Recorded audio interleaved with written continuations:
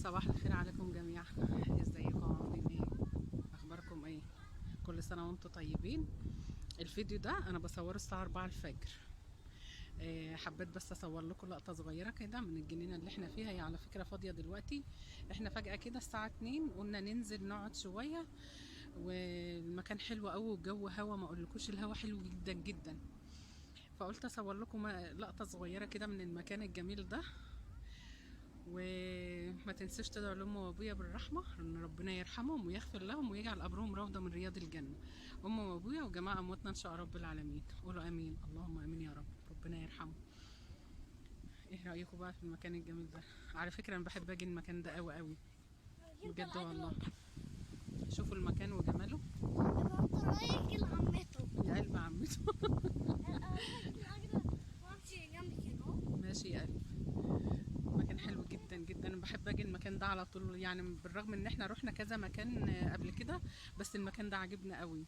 بحب شكل النخل كده، بحب النخل جدا جدا. مكان حلو قوي قوي. قلت اخد لكم لقطه صغيره منه كده واوريه لكم. والجو هادي ومفيش حد بيجي. مفيش حد خالص، يعني حاجات بسيطه والفجر يأذ. ايه رايكم؟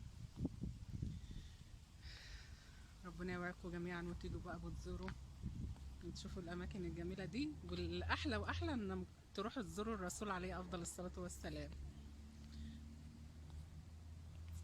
المكان. ادم، تعال. تعال في ايدي كده عشان ما تبقاش لوحدك. مفيش اجمل من الهدوء.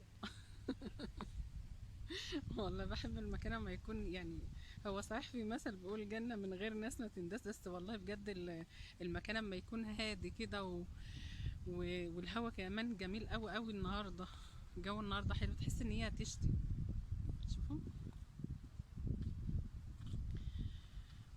يلا، انا قلت اخد لكم حاجه صغيره كده واوريكم المكان وجماله. المكان اللي هناك ده اللي هو بيلعبوا فيه هناك، اللي عند النور الكتير اللي هناك ده.